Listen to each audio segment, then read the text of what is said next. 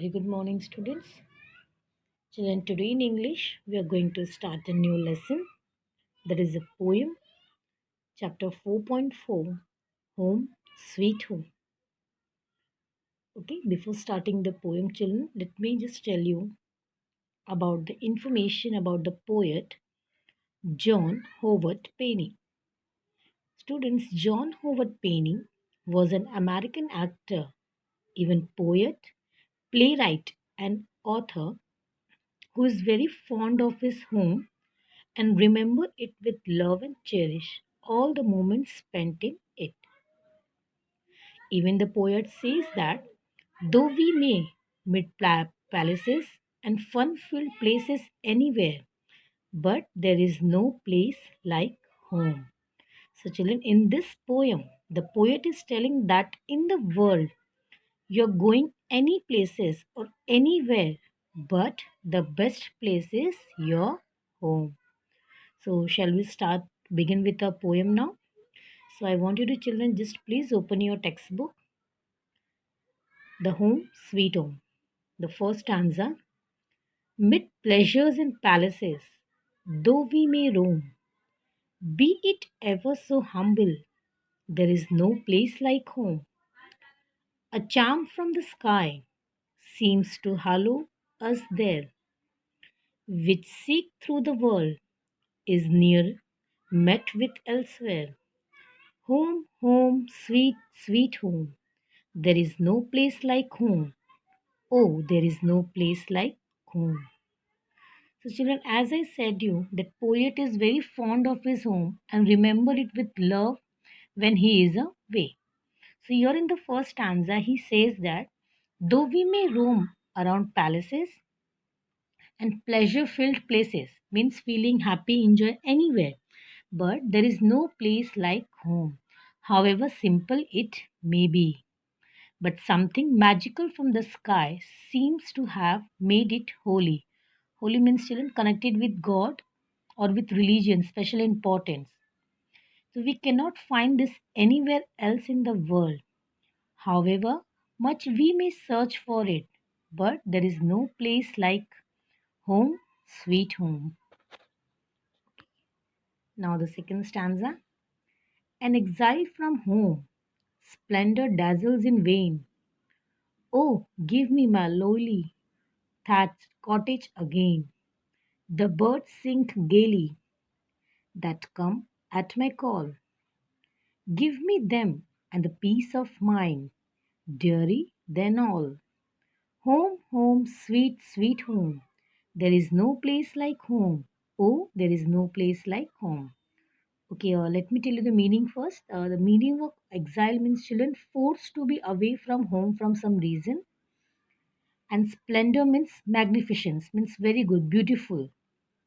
And thatched cottage means a cottage with a roof covered with straw. So here in the second stanza, the poet says that the magnificence, that means the very good, beautiful places of other places, does not impress the poet when he forced to be away from home. He longs for his simple thatched cottage. Long means that means he wants something very much specially, something that is not likely. So he wants the simple thatched cottage. That means a cottage with a roof covered with straw. So he wants that where the birds sing gaily, that means merely cheerfully, and responds to his call. Even the poet longs of these birds, but most of all, he wants the peace of mind that he has when he is at home. Okay, so children, why does the poet call that why he wants the peace of the mind? Because the poet wants a peace of mind which he get at his home. And the poet feels that it is so sweet to sit under over the fawn, his father fawn smile with his mother's soothing touch. And he says, let the other roam in new places with fun and delight. But he still wants the pleasures of his home. That means home, sweet home. I gaze on the moon as I tread the dairy wild and feel that my mother now thinks of her child as she looks on that moon from our own cottage door, through the woodbine, whose fragrance shall cheer me no more. Home, sweet home, sweet home. There is no place like home. Oh, there is no place like home. Now, over here, the poet says that, and he looks at the moon as he walks uninterestedly in some wild places. So he feels that his mother is now thinking of him, and she looks at the same moon from the door of the cottage. He remembers the woodbine. Woodbine means, children, a climbing plant with pleasant smelling yellow flowers. It is a woodbine. And the plant whose sweet, pleasant smell, that means a fragrance, a beautiful smell, can make him happy no more. He again longs for his home. But children, there is no place like home. Next stanza. How sweet 'tis to sit, 'neath a fond father's smile, and the cares of a mother to soothe and beguile. Let's other delight, mid new pleasures to roam. But give me, oh give me the pleasures of home. Home, home, sweet, sweet home. There is no place, oh there is no place like home. So here in this stanza the poet remembers his father and says that it is so sweet to sit under his fond smile with his mother loving touch, comforting and distracting him. Soothe means, children, comfort and distracting him. And he says, let the others roam around in new places, anywhere, let the other roam anywhere in the places with delight, with happiness.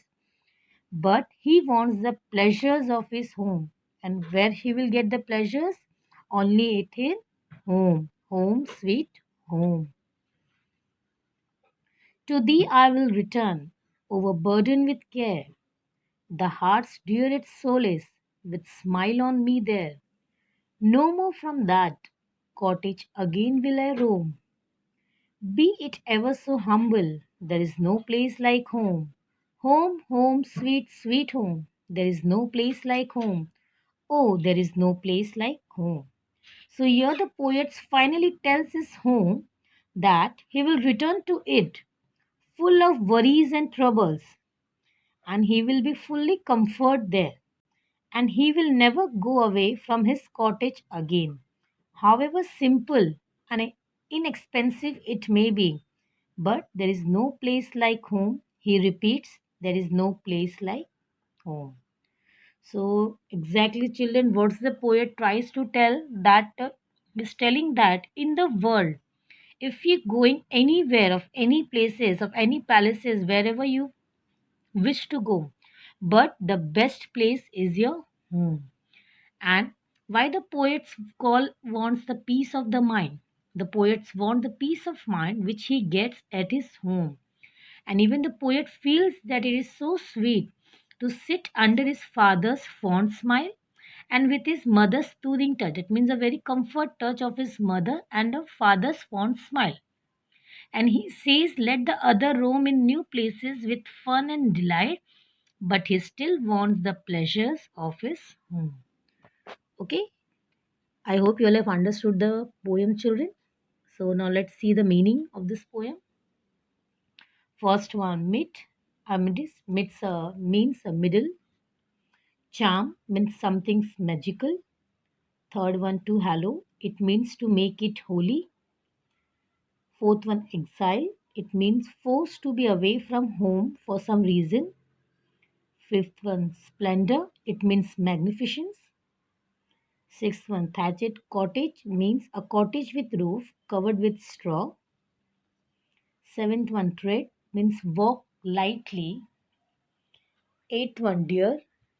Dearer, it means dreary, dull, and uninteresting. Ninth one, woodbine, means a climbing plant with pleasant smelling yellow flowers. Tenth one, fragrance, means pleasant, sweet smell. Caress, it means a light, loving touch. Soothe means comfort. And 13, beguile, it means tempt.